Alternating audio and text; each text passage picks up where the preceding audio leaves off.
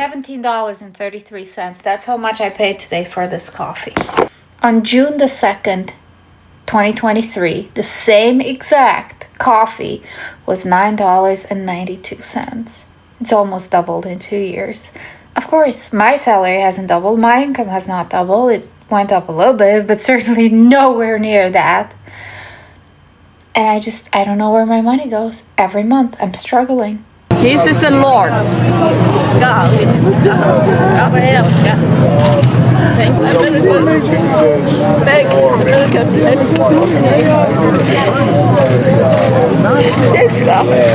Tired of hurting. But this has affected so much of my mental health.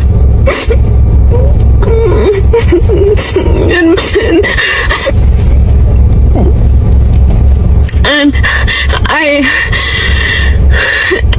I don't want to be weak and cry about it, but sometimes I hold everything and this happens, and I don't have anyone to really talk about it because I feel like I talk about it so much.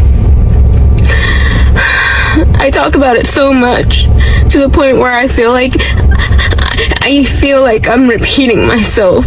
Florida, once the heart of the MAGA movement, are now facing a reality they never thought would really come, because the promises of greatness that they were promised have crumbled into skyrocketing costs, shattered communities, and even the haunting truth that their votes paved the way. And now, as regret collides with reality, the voices that once shouted "Make America Great Again" are whispering something very, very different. What have we done? Stay with me, because what's unraveling in Florida is more than politics. It's the story of a nation learning the hardest lesson of all. It's like, when can I catch a break? And so, for any of you who have friends or family, or even coworkers who have DACA or under DACA, please check in on them, because sometimes it can be really hard and we tend to internalize a lot of our feelings. And be very supportive towards them, because they always have to do above and beyond. And we're grateful, but we always have to go above and beyond. And we're never enough for one place or another, so it feels very lonely.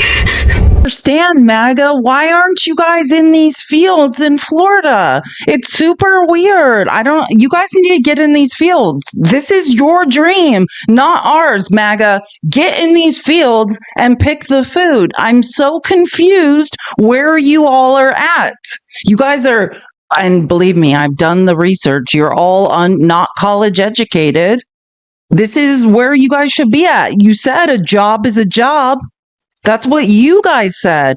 You said that immigrants were taking our jobs. So you guys need to get in these fields and pick the damn fruit and vegetables. You wanted this. Where are you at? I don't understand why you guys aren't picking all the fruit in the fields. Get in there and get our food. So a Republican woman is in shock because she showed up at the hospital in Florida with an ectopic pregnancy, and they told her they couldn't help her because of the law, just like we said that they would. So she was so upset she called the governor, because of course when you're in the middle of a medical emergency you want to call a politician, but he didn't pick up the phone. And how many women had their governor's number on speed dial? So after several hours of begging and pleading for them to help her like we said they'd make you do, they finally let her end the ectopic pregnancy before her fallopian tubes burst and she lost all ability to reproduce. And yet, she's trying to blame this on Democrats.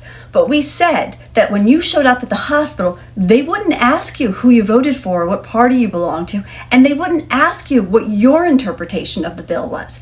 They were just going to go by the law. So her care was delayed. I'm very happy she got the care that she deserved, but it was delayed, and there are other women out there whose care is being delayed, and that is putting their lives at risk and their reproductive health care at risk. Florida has always stood tall as a wrong stronghold because the rallies have always been massive, the chants have always been deafening, and even the promises of restored greatness felt really intoxicating. And many voters believed they were defending tradition, protecting jobs, and even standing up for a version of America they thought was slipping away. But years later, the very voters who celebrated victory are now finding themselves crashing or even crushed under the weight of the consequences. We can see healthcare, once promised to be cheaper and better, has become a nightmare for many. Families in Florida now face rising premiums, collapsing rural hospitals, and an unforgiving system where basic care feels like a luxury. Farmers who believed tariffs and trade wars would protect them now watch their crops rot, unable to compete in a global economy that punished them for choices they thought would safeguard their livelihood. Now, let's look at teachers. Once promised respect are living classrooms in record numbers, suffocated by underfunding and even politicization of education that has left children behind. And then there is the cost of living. In Miami, rents have skyrocketed to historic heights or highs, while wages are really stagnating. Families who proudly waved MAGA flags are finding themselves priced out of their own neighborhoods. The dream of America first turned into the nightmare of every man for himself.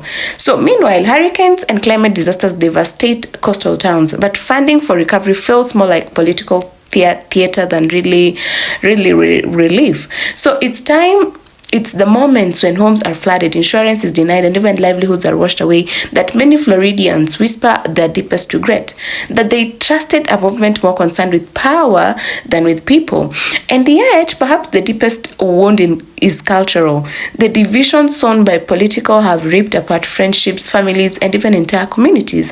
So what began as a movement of pride has left behind bitterness, shame, and a groaning realization that the fabric of Florida life has been frayed. And the irony is sharp. The very people who believed they were saving America now watch as the nation teeters on the edge of dysfunction, mistrust, and even decline. They are realizing that greatness isn't built on slogans or rallies. It's built on compassion, accountability, and even leadership. So today, Floridians are in tears, not just because they regret their votes, but because they see the reality they helped create. And the lesson isn't confined to Florida. This is a mirror for America, a warning that blind loyalty and unchecked power can destroy the very thing it promises to protect. And the record back won't be easy, but acknowledging regret is the first step toward rebuilding the future worth believing in.